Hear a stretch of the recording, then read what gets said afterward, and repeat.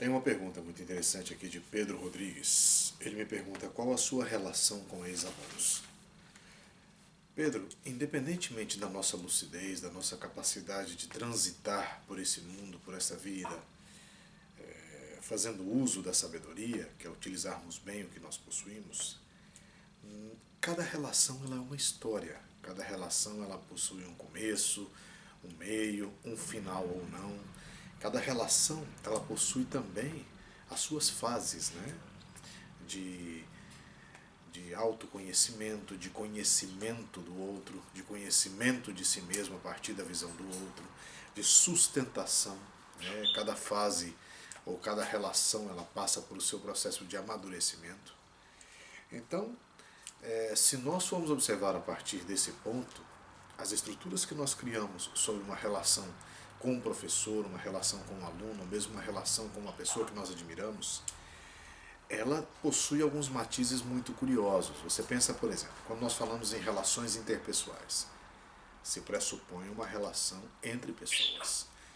No passado, pelo menos na minha época, nós, garotos, passávamos muito tempo com os nossos familiares e pouco tempo nas nossas escolas ou regiões aonde dedicávamos algum tipo de trabalho. Não é? Hoje em dia é o contrário, nós passamos muito mais tempo no trabalho do que com os nossos familiares. Então você imagina, por exemplo, numa época antiga, onde um aluno ia viver com o seu professor como multideixe, ou seja, a convivência interpessoal dele com os demais ou com o professor era praticamente integral. Então, nessa convivência integral, existem diversos níveis de observações que nós podemos fazer ou realizar para estabelecermos algumas percepções. Você pensa, por exemplo, que nós humanos, enquanto alunos ou enquanto na posição de aprendiz, nem sempre estamos dispostos a estar em uma posição de subordinado, uma posição até onde os outros possam nos corrigir. Nem sempre estamos prontos para sermos corrigidos. O que significa que podem saltar alguns sentimentos, algumas emoções. Né? E essas emoções ou sentimentos, sem dúvida alguma, serão pontos divisores para o momento, para como esse momento vai refletir no futuro. Então, independentemente das relações que nós exercemos com pessoas, cada pessoa é um ponto singular, cada pessoa é um ponto único da sua história pessoal. Né? Independentemente se você está ministrando uma aula para 40, 50, 2, 3 ou 4 pessoas, a divisão intelectual, espiritual, emocional e sentimental, ela é de cada um para cada um. Não é? A convivência entre alunos é de uma maneira, a convivência entre aluno e professor é de outra maneira, a visão do professor para o aluno é completamente diferente, a visão do professor para os alunos no conjunto também é diferente. Então, eu penso que toda essa perspectiva de observação ela deve atender a alguns pontos importantes. Primeiro, o que essa história representou para você, né? O que ela te trouxe de bom, de ruim, o que ela conseguiu se reajustar, né? Na proposta inicial, na proposta mediana, na proposta final. Depois, o que você entende por essa pessoa ter chegado na sua vida ou você ter chegado na vida dessa pessoa. Depois, qual foi o ponto de encontro e o ponto de desencontro entre vocês. Você acha que os dois extremos conseguem se comunicar bem, conseguem se ouvir, é muito importante se ouvir. Você acha que cada um está executando bem o seu trabalho. Então, se nós formos traçar alguns pontos que podem ser divisores na relação mestre-aluno, nós vamos ter que analisar inúmeras coisas antes de estabelecer qual a relação que nós exercemos com ex-alunos. Porque uma relação com um ex-aluno não é somente ligar, mandar um e-mail, encontrar na rua. Né?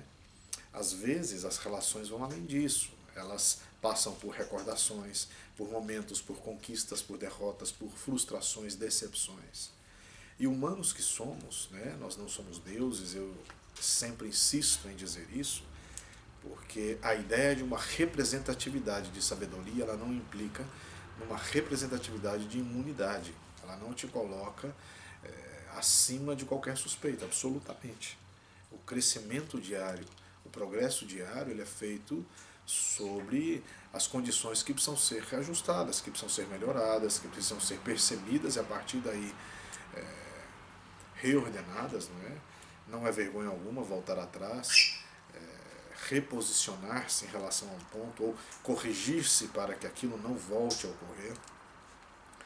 Então, em geral, a minha relação com ex-alunos vai depender muito do que isso representou para mim, do que eu representei para as pessoas.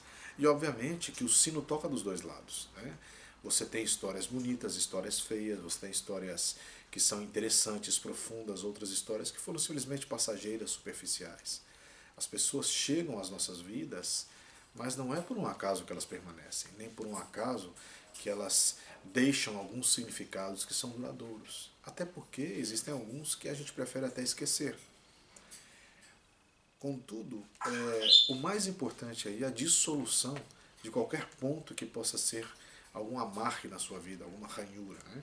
Alguma fenda que possa no futuro provocar algum tipo de infiltração no seu processo emocional, no seu processo sentimental.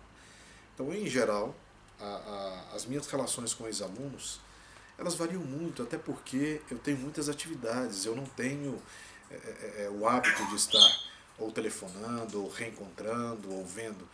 É comum quando eu encontro, ou quando alguém entra em contato comigo, eu procuro sempre ser elegante, sempre ser carinhoso, atento, mas eu não costumo trabalhar dentro de processos relacionados ao passado, tá?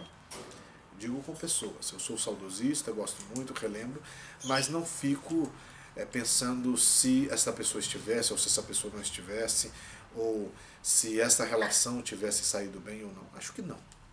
Eu acho que toda relação ela é o que é, né? Ela passa pela sua vida por um motivo maior, por uma razão maior. Essa razão, primeiramente, ela deve ser entendida, depois compreendida, depois absorvida, e depois que ela cumpriu o seu papel, claro, você tem que virar a página, você tem que transcender, você tem que transgredir aquele momento. Então você me pergunta qual a minha relação com os alunos. Eu vou dizer que ela é variada, né? O que eu posso te dizer é que, da minha parte, eu procuro sempre olhar para frente, eu procuro sempre redescobrir novos caminhos, reencontrar novas pessoas e a partir daí construir novas histórias. Essas novas histórias vão também depender dos reajustes que eu tive em relação a essas pessoas no passado. Procuro não cometer os mesmos erros, procuro não permitir que cometam os mesmos erros comigo, procuro melhorar-me a cada dia mais, procuro organizar os meus desafetos interiores, que não necessariamente têm a ver com as pessoas, e sim com a minha forma de ser, né?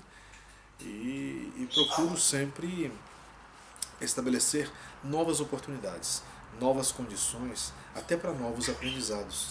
Eu acho isso muito importante. Então, se eu partir desse princípio, eu acho que a minha relação, o meu ponto de vista, a minha perspectiva, ela é sempre positiva, ela é sempre sã.